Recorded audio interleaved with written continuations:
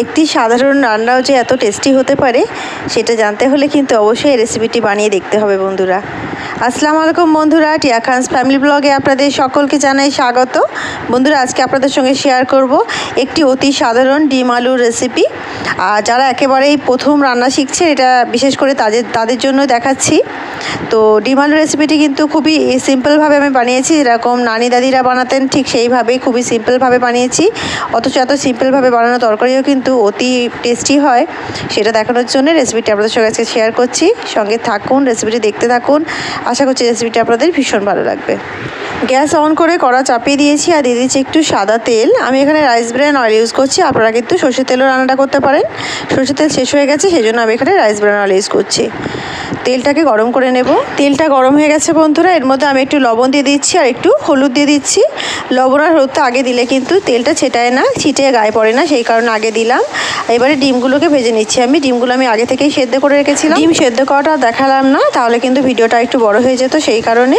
আর ডিমটা অবশ্যই সেদ্ধ করার পরে খোসা ছাড়িয়ে আর ডিমের গায়ে একটু ছুরি দিয়ে দাগ কেটে নেবেন, যাতে ডিমগুলো ভাজার সময় না ফাটে। তো সেই কারণে এইভাবে ডিমগুলো দিয়ে দিলাম আর দিয়ে সুন্দর করে কিন্তু একটু ভাজা করে নিচ্ছি। ডিমগুলো একটু লাল লাল করে ভাজা করে আর নামিয়ে নেব। ডিমগুলো ভাজা হয়ে গেছে বন্ধুরা, ডিমগুলোকে নামিয়ে নেব। অবশিষ্ট তেলের মধ্যে আমি আলুগুলোকেও ভেজে নেব। আমি আলুগুলোকে ডুমো করে কেটে ধুয়ে রেখেছিলাম, সেইগুলোকে ভেজে নিচ্ছি। আর নুন হলুদ দেওয়ার দরকার নেই, ডিম ভাজার সময় আমরা নুন হলুদটা দিয়েছিলাম, সেই কারণে এখন আর দেওয়ার দরকার নেই। এই তেলের মধ্যেই সুন্দর করে আলুগুলোকে ভেজে নিতে হবে, যাতে আলুগুলো ভাজতে যেন সেদ্ধ হয়ে যায় অনেকটাই, সেইভাবে। তো গ্যাসের ফ্লেমটাকে মিডিয়াম রেখে আলুটাকে সুন্দর করে কিন্তু লাল লাল করে ভেজে নেব আমরা। আর যতক্ষণ আলুগুলো ভাজা হচ্ছে ততক্ষণ একটা মশলা তৈরি করে নিতে হবে বন্ধুরা। তো আমি এখানে দেখুন টমেটো নিয়েছি একটা বড় সাইজের, এখানে একটু আদা রসুন নিয়েছি আর জিরে নিয়েছি বন্ধুরা 1 টেবিল স্পুন। আর এখানে আমি একটু গরম মশলা নিয়েছি, দেখতেই পাচ্ছেন। এগুলোকে একসঙ্গে একটা পেস্ট বানিয়ে রাখবো রান্নার আগেই। আলুগুলো লাল লাল করে ভেজে নিয়েছি বন্ধুরা, তুলে নিচ্ছি। আলুগুলো কিন্তু ভাজার সময় অনেকটাই সেদ্ধ হয়ে গেছে, তাই রান্না করতে কিন্তু খুব বেশি সময় লাগবে না। আমি কিন্তু এখানে 1.5 খানা পেঁয়াজ কুচি দিয়েছি বন্ধুরা, বেশ বড় সাইজের পেঁয়াজ ছিল, তো আমি 1.5 খানা নিয়েছি। এটা কিন্তু একটা পেঁয়াজ দিয়ে আপনারা করতে পারেন, তাতেও খারাপ হবে না। পেঁয়াজ কুচিটা দিয়ে সুন্দর করে আমরা ভাজা করে নেব। দেখুন, আমি কিন্তু একবারেই তেল দিয়ে দিয়েছিলাম, তারপরে কিন্তু এক্সট্রা কোনো তেলের মধ্যে অ্যাড করিনি। ওই তেলটার মধ্যে কিন্তু আমি রান্নাটা করছি, সেই বুঝেই আমি তেলটা আগে থেকে দিয়েছিলাম। তো আপনারা একবারেতেই তেল দিয়ে দেবেন আন্দাজ বুঝে। পেঁয়াজটাকে সুন্দর করে একটু ভাজা করে নেব। দেখুন বন্ধুরা, পেঁয়াজটা কিন্তু বেশ ভালো লাল লাল করে ভাজা করা হয়ে গেছে। এবারে এর মধ্যে আমি ওই যে বাটা মশলাটা দেখিয়েছিলাম, সেই মশলাটাকে বেটে রেখেছি, সেইটাকে দিয়ে দিচ্ছি। বাটা মশলাটা দিয়ে দিলাম। তো বন্ধুরা, রান্নার আগে সবসময় মশলা যদি রেডি থাকে না, তাহলে কিন্তু রান্না করতে একেবারে বেশি সময় লাগে না। সেই জন্য অবশ্যই বাটা মশলাটা সুন্দর করে আগে থেকে রেডি করে রেখে দিতে হয়। একটু নাড়াচাড়া করে নিচ্ছি। এরপরে কিন্তু এর মধ্যে আমি শুকনো মশলাগুলোকে দিয়ে দেব। শুকনো মশলা এক্সট্রা কিছু দেবো না, বাটা মশলার মধ্যে জিরে দেওয়া আছে। এর মধ্যে আমি একটু কাশ্মীরি লঙ্কা নিয়েছি 1 চামচ, 1/2 চামচ ঝাল লঙ্কা, 1/2 চামচ হলুদ গুঁড়ো আর স্বাদ মতো লবণ দিয়েছি। আর বন্ধুরা, হলুদ গুঁড়ো আর লঙ্কা গুঁড়োটা আমি কম দিয়েছি। আপনারা যদি প্রয়োজন মনে করেন ঝালটা বেশি খেতে পছন্দ করেন, তাহলে কিন্তু ঝাল লঙ্কাটা একটু বেশি দিতে পারেন। তো এটাকে দিয়ে ভালো করে কষিয়ে নিচ্ছি আমি। সুন্দর করে কষিয়ে নিতে হবে যতক্ষণ না এটা দিয়ে তেল ছাড়ছে। তবে যেন পুড়িয়ে ফেলবেন না বন্ধুরা, পুড়িয়ে ফেললে হবে না। তো দেখুন বন্ধুরা, মশলাটা কিন্তু খুব সুন্দর করে আমি কষে নিয়েছি। এর মধ্যে সামান্য একটু জল অ্যাড করছি, যাতে মশলাটা ধরে না যায়, সেই কারণে। তো মশলা কিন্তু একেবারেই সুন্দরভাবে কষানো হয়ে গেছে, এর মধ্যে কোনো কাঁচা আদা রসুনের স্মেল নেই।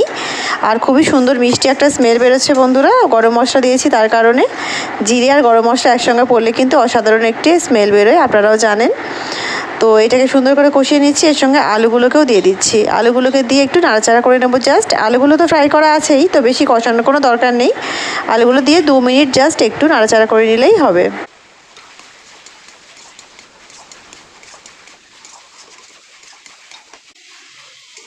আলুগুলোকেও 2 মিনিট কষিয়ে নিয়েছি বন্ধুরা। এর মধ্যে দিয়ে দিচ্ছি জল।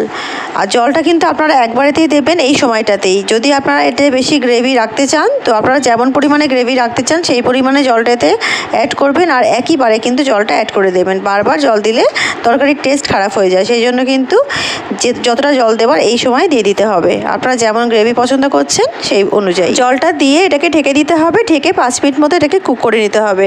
আর অবশ্যই এই সময় লবণটাকে একবার চেক করে নেবেন সঠিক হয়েছে কিনা। তো বন্ধুরা দেখুন 5 মিনিট কিন্তু এটাকে সুন্দর করে কুক করে নিয়েছি।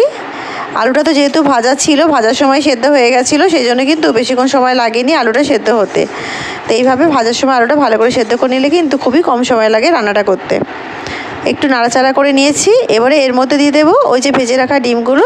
আর বন্ধুরা অবশ্যই কিন্তু রান্নাটা করার সময় মিডিয়াম ফ্লেম ইউজ করবেন। বেশি হাই ফ্লেমে করলে কিন্তু গ্রেভিটা কমে যাবে, শুকিয়ে যাবে, কিন্তু আলু সেদ্ধ হবে না বা রান্নাটা গ্রেভিটা অনেকটা বেশি শুকিয়ে যাবে, তখন কিন্তু সঠিকভাবে রান্নাটা হবে না। সেই কারণে মিডিয়াম ফ্লেমেই রান্নাটা করবেন। দেখুন দিয়ে দিলাম 2 চেরা কাঁচা লঙ্কা আর কিছু ধনেপাতা কুচি আর কাঁচা লঙ্কাটা দিয়ে এটাকে ভালো করে মিশিয়ে নিতে হয় বন্ধুরা। এটাকে ভালো করে মিশিয়ে নিয়ে আর এটাকে আমি ঢেকে দেবো। ঢেকে আর 5 মিনিট জাস্ট এটাকে লো মিডিয়াম ফ্লেম রেখে কুক করতে হবে। তো ফিরে আসছি 5 মিনিট পর। তো বন্ধুরা ফিরে এসেছি 5 মিনিট পর। আর দেখুন আমার কিন্তু এখানে ডিম আলু রেসিপিটি একেবারে রেডি হয়ে গেছে। একেবারে ঘরোয়া একটি রেসিপি আপনাদের সঙ্গে আজকে আমি শেয়ার করলাম বন্ধুরা, আর খুবই সহজভাবে শেয়ার করলাম। আশা করছি রেসিপিটি আপনাদের ভীষণ পছন্দ হবে। রেসিপিটি এত সিম্পল হলেও কিন্তু বন্ধুরা এই স্বাদটা অপূর্ব, খুবই সুন্দর স্বাদ হয়। আর গরম ভাতের সাথে খেতে এটা অসাধারণ লাগে, আর কিছুই লাগে না এটা হলে। তো বন্ধুরা অবশ্যই একবার ট্রাই করবেন।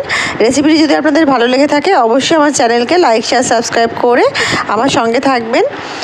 রেসিপিটি পুরো দেখার জন্য আপনাদের সকলকে জানাই অসংখ্য ধন্যবাদ। দেখা হচ্ছে একটা অন্য নতুন রেসিপির সঙ্গে। ততক্ষণ সবাই ভালো থাকুন, সুস্থ থাকুন। আল্লাহ হাফিজ।